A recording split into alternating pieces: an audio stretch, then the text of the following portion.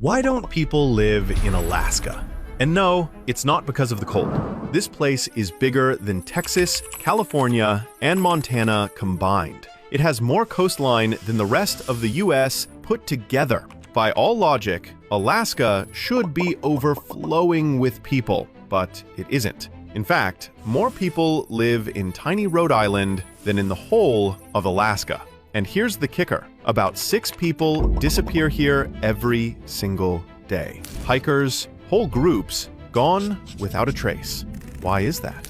So if it isn't the cold, what really keeps people out of Alaska? The answer is far stranger. Everyone knows about the Bermuda Triangle, but Alaska has something even creepier. The Alaska Triangle. This triangle stretches from Anchorage to Juneau to Utqiagvik, the northern tip of Alaska. Inside it, over 20,000 people have disappeared since the 1970s. That's more than 6 vanishings a day. Planes vanish without a trace. Hikers walk into the wilderness and are never seen again. Search parties often find nothing. No wreckage, no footprints. Some blame magnetic forces. Others point to UFOs. But honestly, the simplest reason might just be this. Alaska is so huge and so empty that when people disappear, nature swallows the evidence fast. Still, the legend of the Alaska Triangle adds an eerie shadow, and it's one of the first reasons people avoid moving here. No one wants to live in a place where people go missing on a weekly basis. But disappearances are only the beginning, because the real shock comes when you realize just how massive and unmanageable Alaska actually is. Alaska isn't just big, it's mind-bendingly massive. At 665,000 square miles, it makes Texas look small. If you cut Alaska in half, each half would still be bigger than Texas. It's so large that if you laid it over the continental US, it would stretch from California to Georgia. And the coastline? Over 33,000 miles long, more than the rest of America combined. That means more oceanfront property than anyone could ever need. So why isn't it full of people? Because that size is a curse as much as a blessing. The state is so spread out that building roads, connecting cities, and transporting goods costs a fortune. There are only about 12,000 miles of highways in the whole state, fewer than Vermont. Compare that to Texas, which has over 650,000 miles of roads. This insane scale makes Alaska feel less like a state and more like its own continent. And it's a continent that refuses to be tamed. Even something as basic as mail delivery can be an adventure. Some towns only get packages once a week by plane. And size is only half the story, because this land is literally alive, and it refuses to stay still. Alaska doesn't stay still. The land is alive, and not in a friendly way. It has 40 active volcanoes, some of them erupting regularly. Over 100,000 glaciers carve and crack their way across the state, reshaping rivers and valleys.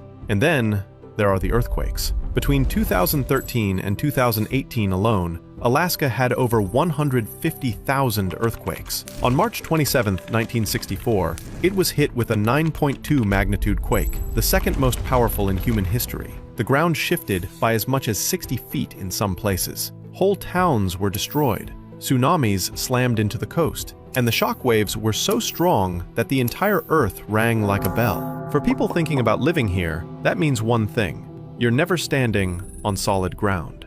Even today, small tremors shake Alaska almost daily, most too weak to notice, but a constant reminder that the land never sleeps. And when the ground won't stop shaking and darkness closes in, it becomes a place meant to break people. Most people think Alaska's biggest problem is the cold. Sure, winters can hit minus 60 degrees Fahrenheit, but the real danger isn't just the freezing air, it's everything that comes with it. The ground itself fights you. Permafrost, soil that stays frozen year-round, makes roads crack, houses sink, and pipelines twist apart. It's like trying to build a city on melting ice. Then there's the darkness. In the far north, towns like Utqiagvik go 2 whole months without a sunrise. And when the sun finally comes back, it overdoes it. 20+ hours of daylight that wreck your sleep. Storms?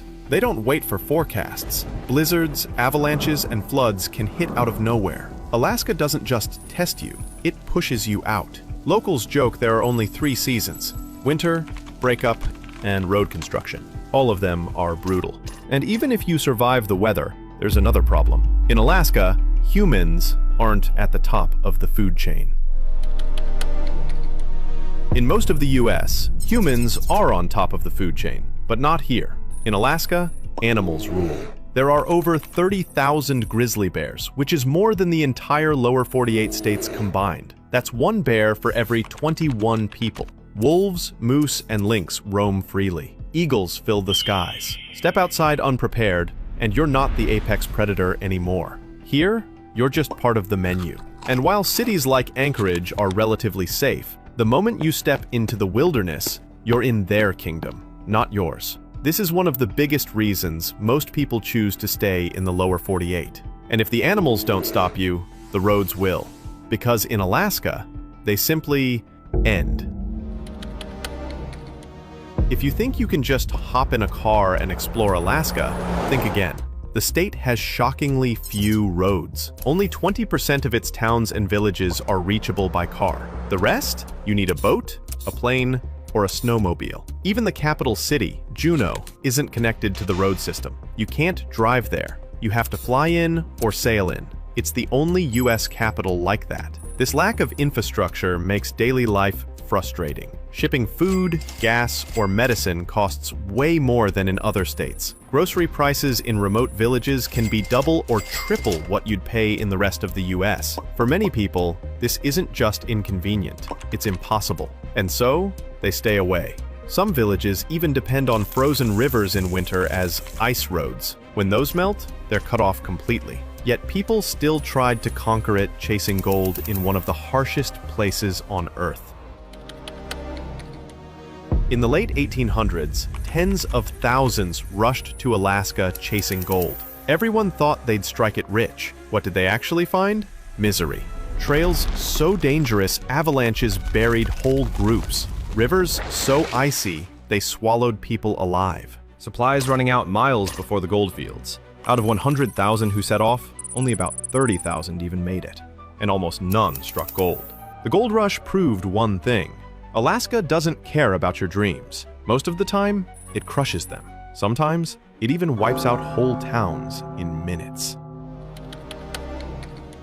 We already mentioned Alaska's quakes, but one day stands out above all others. March 27, 1964. That was the Good Friday earthquake, a 9.2 monster that lasted 4.5 minutes. Entire neighborhoods sank. The port of Valdez collapsed. A 30-foot tsunami hit the coast within minutes. In the village of Chiniga, a 65-foot wall of water killed a third of the residents. In total, 129 people died. For context, this was the most powerful quake ever recorded in North America. Living in Alaska means living with that memory, and the knowledge it can happen again at any time. Even today, schools practice earthquake and tsunami drills because everyone knows the big one will come again. So let's bring it all together to see the real answer of why Alaska stays empty.